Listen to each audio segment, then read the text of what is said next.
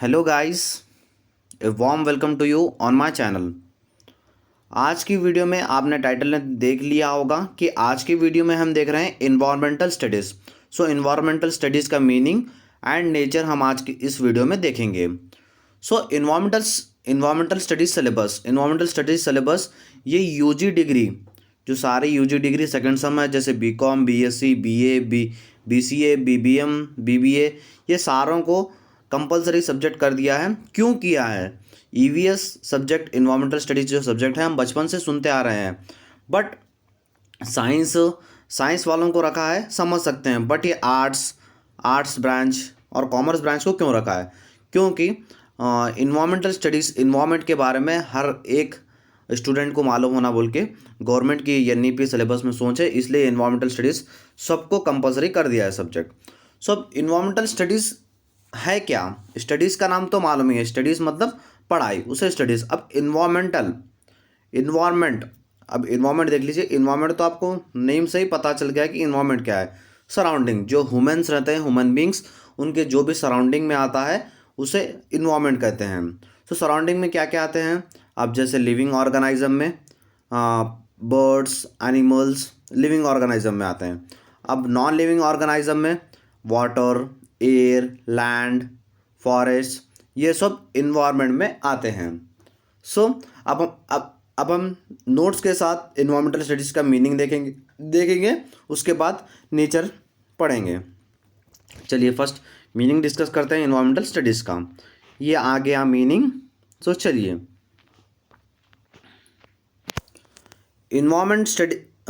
environmental studies is a multidisciplinary academic discipline.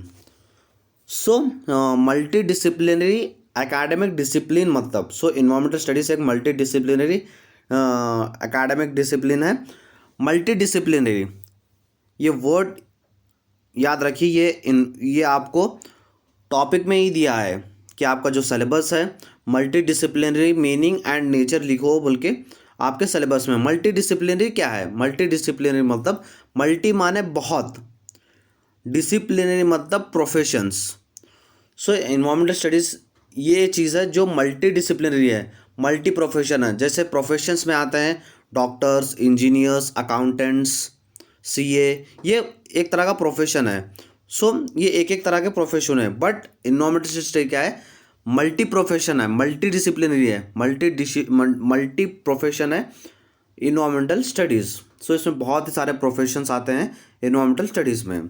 So concern with the investigation, research and extension of knowledge about the living and physical environment. So environmental studies किससे concern है? इसमें क्या होता है? Investigation होता है, research होता है, extension of knowledge, living and physical environment. जो भी फिजिकल इन्वायरमेंट है, जैसे फिजिकल इन्वायरमेंट में आता है लैंड, वाटर, सो इसकी, और लिविंग इन्वायरमेंट में कौन आता है? प्लांट्स, एनिमल्स, बर्ड्स, इन सब के बारे में पढ़ना होता है हमें इन्वायरमेंटल स्टडीज़ के बारे में।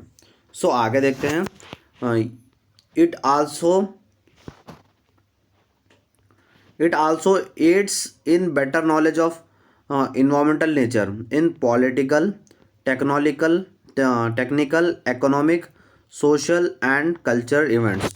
सो इन्वायरमेंटल स्टडीज़ सिर्फ प्लांट्स, एनिमल्स के बारे में ही पढ़ना नहीं है। इन्वायरमेंटल स्टडीज़ में भी आता है टेक्निकल, जो मशीनरीज़ के बारे में पढ़ना, मशीनरी जो भी टेक्निकल चीज़ें हैं उसके बारे में पढ़ना, या तो फिर इकोनॉमिक्स के बारे में पढ़ना, सोशल तो मालूम ही है आपको, कल्चर या सोसाइटी के बारे में पढ़ना, या कल्चरल इवेंट्स, ये सब भी इन्वायरमेंटल स्टडीज़ के अंदर आता है।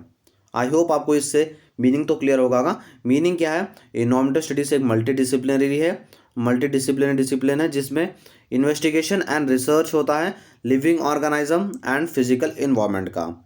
सो ये सिर्फ इन्वायरमेंटल स्टडीज़ जो प्लांट्स एंड एनिमल्स तक ही सीमित नहीं है। इसमें पॉलिटिकल के बारे में, टेक्निकल के बारे में, economic, social and cultural events के बारे में भी पढ़ाई होती है इन्वायरमेंटल स्टडीज़ में। ये हो गया मीनिंग। आपको मैं डिटेल मीनिंग समझाए इन्वायरमेंटल स्टडीज़ का। अब हम देखेंगे नेचर ऑफ इन्वायरमेंटल स्टडीज़, प्रकृति क्या है इन्वायरमेंटल स्टडीज़ की। सो इसमें आपको 5 मार्क्स, मैक्सिमम 5 मार्क्स का क्वेश्चन, एक क्वेश्चन 5 मार्क्स का पूछेगा। सो आपको नेचर 10-15 लिखने की ज़रूरत नहीं है, जस्ट आप 5 to 6 नेचर में लिख दीजिए, आपको फुल मार्क्स मिल जाएंगे। सो चलिए मैं आपको 6 नेचर बताऊंगा इन्वायरमेंटल स्टडीज़ के। ये फर्स्ट आया। सो आपको मैं multi disciplinary nature, multi discipline मतलब मल्टी प्रोफेशन, अब एक एक से प्रोफेशन के बारे में डिस्कस करके ईवीएस कहाँ पे यूज़ होता है इस प्रोफेशन में देखते हैं। सो फर्स्ट है अपना, फर्स्ट है बायोलॉजी। सो बायोलॉजी, बायोलॉजी क्या है, एक साइंस का ब्रांच है, देखते हैं। It is branch of science that is concern with the study of living organism. So biology क्या है, बायोलॉजी एक साइंस का ब्रांच है जिसमें लिविंग ऑर्गेनिज्म के बारे में स्टडी की जाती है। लिविंग ऑर्गेनिज्म मतलब प्लांट्स, एनिमल्स, ह्यूमन बींग्स, इसके बारे में स्टडी की जाती है बायोलॉजी में। So EVS is related to biology as it deals with the natural habitat of the living organism. So EVS भी क्या है, ईवीएस भी एक स्टडी है, बायोलॉजी के संबंधित स्टडी है जिसमें लिविंग ऑर्गेनिज्म की नेचुरल हैबिटेट स्टडी की जाती है। सो ईवीएस में भी जैसे मैं बताया प्लांट्स एंड एनिमल्स, बर्ड्स के बारे में स्टडी की जाती है, इसलिए इसको बायोलॉजी के साथ रिलेटेड कंपेयर किया जा रहा है। बायोलॉजी के साथ बायोलॉजी भी यहाँ पर यूज़ होता है ईवीएस में बोल के, बायोलॉजी में भी ईवीएस यूज़ होता है या ईवीएस में भी बायोलॉजी यूज़ होता है बोल के यहाँ पर बताया गया है। सो फर्स्ट हो गया बायोलॉजी। सेकेंड है केमिस्ट्री, ये भी एक ब्रांच है केमिस्ट्री साइंस का। So it is a branch of science that studies the chemical and the substances of which matter is composed of। so chemistry क्या है, केमिस्ट्री एक ब्रांच है साइंस का जिसमें केमिकल्स के बारे में और उसके सब्सटेंसेस के बारे में स्टडी किया जाता है केमिस्ट्री में। So in EVS for the understanding of natural phenomena we require knowledge of chemistry. So हमारे को ईवीएस में अगर हमें एक को से भी नेचर का या इन्वायरमेंट का अगर हमें नेचुरल फिनोमेना अगर अंडरस्टैंड करना है या तो फिर समझना है तो हमें केमिस्ट्री की ज़रूरत पड़ती है ईवीएस में। सो ये हो गया सेकेंड नेचर केमिस्ट्री। सो चलिए फर्स्ट हो गया बायोलॉजी, सेकेंड हो गया केमिस्ट्री। ये साइंस स्टूडेंट में ईजी समझने आ गया होगा साइंस स्टूडेंट्स को। सो थर्ड है computers with the advancing world computers have become the everyone's requirements। so आज के ज़माने में आज का जो मॉडर्न पीरियड चल रहा है जिसमें कंप्यूटर्स आवश्यक हो गए हैं, मतलब आवश्यक हो गए हैं, कंपलसरी हो गए हैं आज के ज़माने में। So the environmental production agency uses computers to maintain a record and to investigate chemicals that are used in soil and water। So environmental production agency ये एक एजेंसी है जो इन्वायरमेंट को प्रोटेक्ट करती है। सो वो लोग कंप्यूटर्स का इस्तेमाल करते हैं सारे रिकॉर्ड रखने के लिए, और जो सॉइल जो मिट्टी जो और पानी में जो भी केमिकल्स लगा गया है या उसका इस्तेमाल किया गया है उसको इन्वेस्टिगेट करने के लिए कंप्यूटर्स का इस्तेमाल किया जाता है। और एक बार एक्सप्लेन करता हूँ कंप्यूटर्स क्या है। कंप्यूटर्स आज के मॉडर्न ज़माने में कंप्यूटर्स सबको आवश्यक हो गए हैं। सो जो इन्वायरमेंटल प्रोडक्शन एजेंसी है उनको कंप्यूटर की ज़रूरत पड़ती है अपने रिकॉर्ड्स मेंटेन करने के लिए, साथ ही साथ सॉइल और वाटर में कौन सा केमिकल्स यूज़ किया है उसको इन्वेस्टिगेट करने के लिए भी कंप्यूटर्स की ज़रूरत पड़ती है। ये हो गया हमारा थर्ड नेचर। अब बढ़ते हैं फोर्थ की तरफ। फोर्थ है इकोनॉमिक्स। ये आ गया आर्ट्स वालों के लिए economics. So it is branch of knowledge that is concerned with the production, consumption and distribution of the goods and services। economics क्या है, economics एक branch of knowledge है, knowledge का branch है जिसमें production, consumption and distribution of goods and services, goods and services के production, consumption and distribution के बारे में study की जाती है economics में। so EVS के related देखेंगे to protect the environment from pollution, global warming and climate change, various economic policies have been developed in and finding solution and remedies for environmental studies. So जैसे environment में बहुत ही सारे problems आते हैं, जो जिसमें कुछ प्रॉब्लम है pollution, global warming and climate change. So various economic policies जो डेवलप की जाती है इस प्रॉब्लम से सोल्यूशन निकालने के लिए, और सोल्यूशन निकालते हुए बेटर फीडबैक देने के लिए या करने के लिए इकोनॉमिक्स का इस्तेमाल किया जाता है। सो और एक बार एक्सप्लेन कर देता हूँ क्लियरली। ये एक इकोनॉमिक का ब्रांच है जिसमें गुड्स एंड सर्विसेज के प्रोडक्शन, कंजम्पशन एंड डिस्ट्रीब्यूशन के बारे में स्टडी की जाती है इकोनॉमिक्स में। सो इकोनॉमिक्स ईवीएस में क्या काम आता है? ईवीएस में जैसे इन्वायरमेंटल प्रॉब्लम है, pollution, global warming, climate change.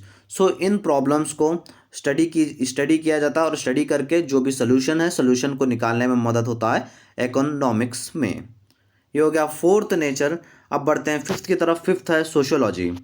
तो सोशियोलॉजी क्या है? It is a study of social life, social change and social cause and the social consequences of human behaviour. So sociology क्या है? सोशियोलॉजी एक study है जिसमें humans के social life, social change, social causes and social consequences के बारे में study की जाती है सोशियोलॉजी में।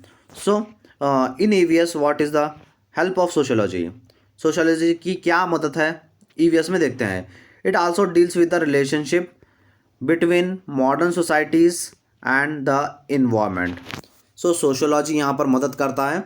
अब जैसे रिलेशनशिप बिल्ड करने में, रिलेशनशिप जो मॉडर्न सोसाइटी और इन्वायरमेंट के बीच में रिलेशनशिप बिल्ड करने का काम करता है सोशियोलॉजी। ये होगा हमारा फिफ्थ नेचर। लास्ट नेचर की तरफ बढ़ते हैं। लास्ट नेचर है स्टैटिस्टिक्स। ये आप सब्जेक्ट कॉमर्स के बाद आपको सब्जेक्ट, कॉमर्स में सब्जेक्ट रहता है, और टेंथ में या नाइन्थ में, एट्थ में इसको आपको इसके आपको एक या दो चैप्टर्स देखने को मिलते हैं, बट कॉमर्स में आपको ये अलग से एक सब्जेक्ट रहता है। सो स्टैटिस्टिक्स क्या है? स्टैटिस्टिक का meaning, statistic is the study of collection, analyse, interpretating and presentating quantitative data. So statistic क्या है? स्टैटिस्टिक एक स्टडी है जिसमें क्वांटिटेटिव डाटा मतलब नंबर्स।